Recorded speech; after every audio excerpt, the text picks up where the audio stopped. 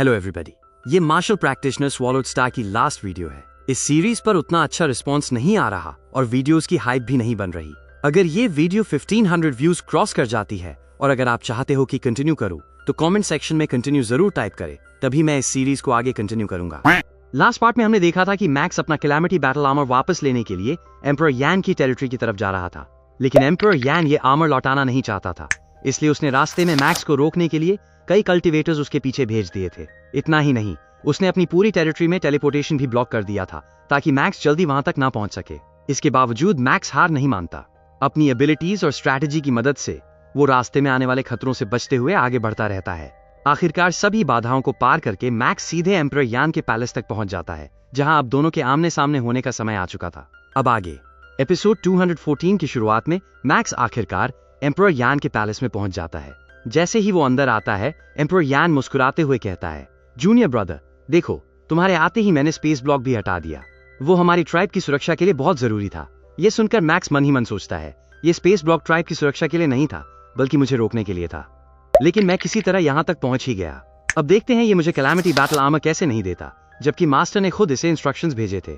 इसके बाद मैक्स सीधे एम्परर यान से आर्मर मांगता है। एम्परर यान जवाब देता है, मास्टर ने सच में कहा था कि मैं वो आर्मर तुम्हें दे दूं और मैं मास्टर के आदेश का सम्मान करता हूं। इतना कहकर वो कैलामिटी बैटल आर्मर को सामने दिखाता है, लेकिन जैसे ही मैक्स उसे लेने के लिए हाथ बढ़ाता है, एम्परर यान उस पर भारी प्रेशर डाल देता है। ये देखकर मैक्स तुरंत कहता है, क्या तुम मास्टर के आदेश का उल्लंघन करना चाहते हो? एम्परर यान हल्की हंसी के साथ कहता है, ऐसा कैसे हो सकता है? लेकिन कैलामिटी आर्मर एक बेहद प्रेशियस ट्रेजर है और तुम अभी बहुत वीक हो, तुम इसके लायक नहीं हो। अगर मैंने इसे तुम्हें दे दिया और ये गलत हाथों में चला गया तो। ये सुनते ही मैक्स गुस्से में आ जाता है और एक ही वार में एम्परर यान का थ्रोन डिस्ट्रॉय कर देता है। ये देखकर एम्परर यान कहता है, अच्छा तो फिर तुम्हारी डिवाइन पावर देख लेते हैं, देखते हैं कि तुम ये आर्मर मुझसे ले भी पाते हो या नहीं। ये सुनते ही मैक्स तेजी से उसकी तरफ बढ़ता है, लेकिन एम्परर यान ने पहले से ही अपना लॉ डोमेन खोल रखा था। उस डोमेन की वजह से मैक्स आगे बढ़ ही नहीं पा रहा था। एम्परर यान शांत स्वर में कहता है, मैं तुम्हारी भलाई के लिए सोच रहा हूँ, तुम्हें अभी और मेहनत करनी चाहिए। मैक्स पूछता है, तो साफ साफ बताओ, क्या तुम मुझे ये आर्मर दोगे या नहीं? लेकिन एम्परर यान फिर बात को घुमाने लगता है। तब मैक्स सख्त आवाज में कहता है, अगर तुमने ये आर्मर नहीं दिया तो मेरे पास मास्टर से शिकायत करने के अलावा कोई रास्ता नहीं बचेगा। ये सुनते ही एम्परर यान का चेहरा बदल जाता है। वो तुरंत अपना डोमेन हटा देता है। अब मैक्स आगे बढ़कर कैलामिटी बैटल आर्मर को छूता है और कहता है, भले ही मैं तुम्हारा डोमेन डिस्ट्रॉय न कर सकूं, लेकिन तुम मुझे ये आर्मर लेने से रोक नहीं सकते। कुछ ही क्षणों में मैक्स उस आर्मर को अपने नाम कर लेता है और उसे पहन लेता है। वो अपनी नई पावर्स को महसूस करते हुए कहता है, तो यही है कैलामिटी आर्मर की असली ताकत। इसके बाद मैक्स मुड़कर पैलेस से बाहर जाने लगता है और जाते जाते कहता है, इस आर्मर के लिए धन्यवाद और मुझे बाहर तक छोड़ने की जरूरत नहीं है। पीछे से एम्परर यान कहता है, जूनियर ब्रदर, तुम काफी चालाक हो, लेकिन प्राइमोर्डियल स्टार की यात्रा सावधानी से करना। इसी बीच प्राइमोर्डियल स्टार का गेट खुल जाता है। असंख्य वॉरियर्स उस डायरेक्शन में बढ़ने लगते हैं। मैक्स भी अपनी शिप लेकर प्राइमोर्डियल स्टार के आउटर रीजन में पहुंच जाता है। वहां चारों तरफ इंटेंस फाइट्स चल रही थीं। ये देखकर मैक्स कहता है, प्राइमोर्डियल स्टार पर वॉरियर्स की संख्या बहुत ज्यादा होती है, इसलिए कई लोग यहीं बाहर ही दूसरे वॉरियर्स को खत्म करने की कोशिश करते हैं और जो लोग अंदर से ट्रेजर लेकर निकलते हैं उनसे ट्रेजर छीनने की भी कोशिश होती है। इसलिए ये जगह बेहद डेंजरस है। वो आसपास के रास्तों को देखकर आगे कहता है, इन सभी रास्तों का कनेक्शन एक दूसरे से है। इसका मतलब है कि किसी भी जगह पर अचानक बहुत सारे वॉरियर्स इकट्ठा हो सकते हैं। तभी बबाता चिंता से कहती है, ये जगह तुम्हारे लिए खास तौर पर खतरनाक है। फेजिंग किंग के रूमर्स की वजह से सबको लगता है कि तुम ट्रेजर से भरा हुआ खजाना हो। अगर लोगों को पता चल गया कि तुम यहाँ हो तो वे जरूर तुम पर हमला करेंगे। ये सुनकर मैक्स हल्की मुस्कान के साथ जवाब देता है, चिंता मत करो, मेरे पास इसके लिए एक रास्ता है। ये कहते ही मैक्स अपनी योजना शुरू करता है। वो अपने रेड सी क्लोन और गोल्डन हॉर्न बेहमूद क्लोन को बाहर बुलाता है। फिर वो दोनों को स्टार टावर का ऑरा देने लगता है ताकि वे बाहर से देखने पर एक अलग अलायंस के कल्टिवेटर जैसे लगें।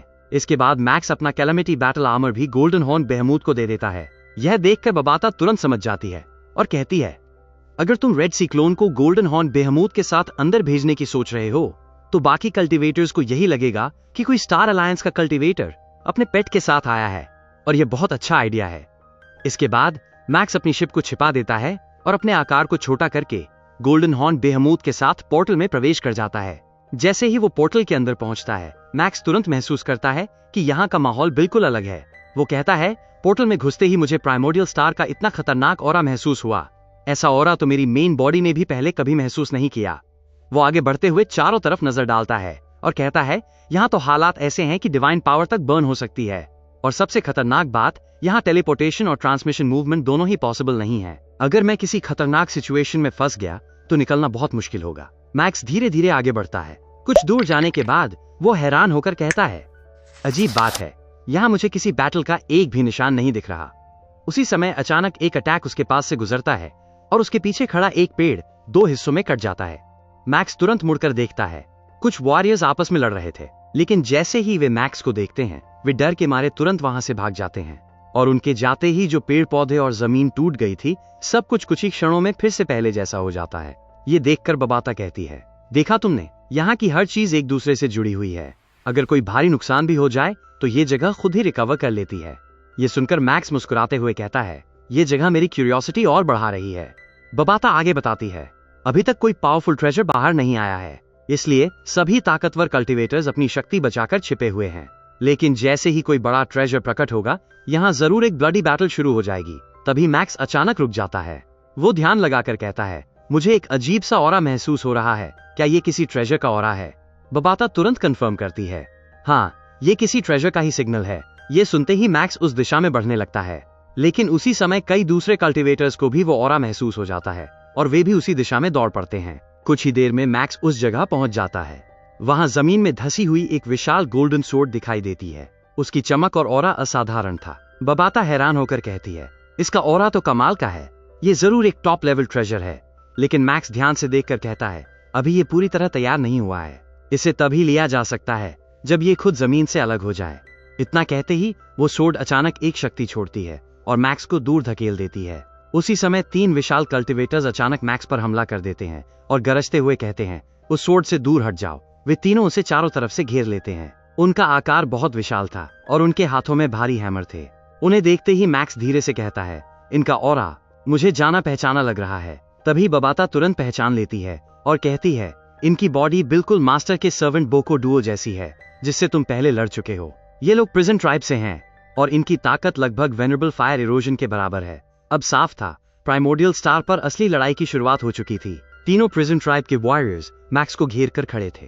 तभी उनमें से एक घमंडी आवाज में कहता है, स्टार बीस्ट अलायंस के रिस्पेक्ट में हम तुम्हें यहाँ से जाने दे रहे हैं, लेकिन अगर तुमने इस ट्रेजर के बारे में सोचा भी तो हम तुम्हें यहीं खत्म कर देंगे।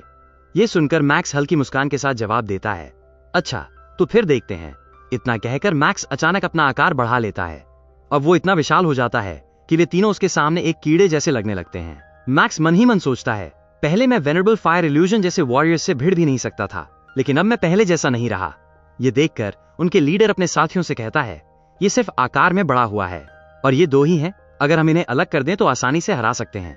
ये कहते ही 2 वॉरियर्स रेड सी क्लोन की तरफ बढ़ते हैं और तीसरा गोल्डन हॉर्न बेहमूद पर हमला करता है। जैसे ही दोनों मैक्स पर हमला करते हैं, मैक्स उनका अटैक अब्सॉर्ब कर लेता है और स्टार सील्स की मदद से वही अटैक वापस उनकी तरफ फेंक देता है। उसके प्रभाव से उनमें से एक वॉरियर दूर जा गिरता है, लेकिन दूसरा मौका देखकर मैक्स के हाथों को काट देता है। उधर गोल्डन हॉर्न बेहमूद अपनी विशाल टेल से तीसरे वॉरियर को बार बार इधर उधर पटक रहा था, लेकिन वो वॉरियर अचानक खुद को संभाल लेता है और टेल पकड़कर गोल्डन हॉर्न बेहमूद को ही दूर फेंक देता है।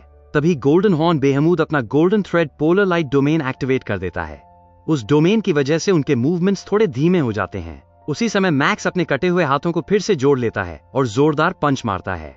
साथ ही गोल्डन हॉर्न बेहमूद अपने विंग्स की मदद से एक वॉरियर को पीछे धकेल देता है। ये देखकर वे तीनों गुस्से में चिल्लाते हैं, तुम्हारे पास डोमेन टाइप ट्रेजर हो सकता है, लेकिन हमारा सबसे शक्तिशाली अटैक एक पूरे स्टार को भी तबाह कर सकता है। इसके बाद वे तीनों एक साथ हमला करते हैं। मैक्स तुरंत अपनी स्टार सील चार्ट एक्टिवेट करता है। गोल्डन हॉर्न बेहमूद अपनी star fire piercing the sky technique का इस्तेमाल करता है। दोनों टीम्स के अटैक्स टकराते हैं और एक भयानक एक्सप्लोजन होता है। धुआं हटने पर सामने वाली टीम घायल दिखाई देती है, लेकिन जब वे मैक्स की तरफ देखते हैं तो हैरान रह जाते हैं। उसकी बॉडी पर एक खरोंच तक नहीं आई थी। मैक्स मन ही मन सोचता है, वो स्वार्ड जल्द ही पूरी तरह तैयार होने वाली है और ये लोग अभी भी मेरे सामने खड़े हैं। अगर लड़ाई ऐसे ही चलती रही तो बाकी क्लैंस के लोग भी आ जाएंगे। और सच में कुछ ही देर में नॉर्दर्न अलायंस और हांग अलायंस के कल्टिवेटर्स भी वहां पहुंच जाते हैं। ये देखकर बबाता तुरंत चेतावनी देती है, तुम अभी स्टार बीस्ट के रूप में हो, इसलिए हांग अलायंस वाले भी तुम्हें दुश्मन समझेंगे।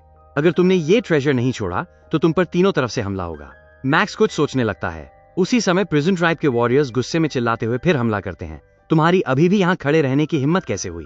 अब बाकी कल्टिवेटर्स भी अपने अटैक शुरू कर देते हैं, लेकिन मैक्स तुरंत अपने चारों तरफ एक पावरफुल बैरियर बना लेता है और वो जानबूझकर सबको उकसाने लगता है। असल में उसने अपना बैरियर गोल्डन स्वॉर्ड के चारों तरफ ही बनाया था, जिससे बाकी वॉरियर्स और भी ज्यादा गुस्सा हो जाते हैं और बैरियर को तोड़ने की पूरी कोशिश करते हैं। इसी बीच वो गोल्डन स्वॉर्ड आखिरकार पूरी तरह तैयार हो जाती है और अगले ही पल मैक्स आगे बढ़कर उसे अपने हाथ में पकड़ लेता है। जैसे ही स्वॉर्ड उसके हाथ में आती है, मैक्स तुरंत अपने सिल्वर विंग्स बाहर निकालता है और बिजली की रफ्तार से वहां से निकल जाता है।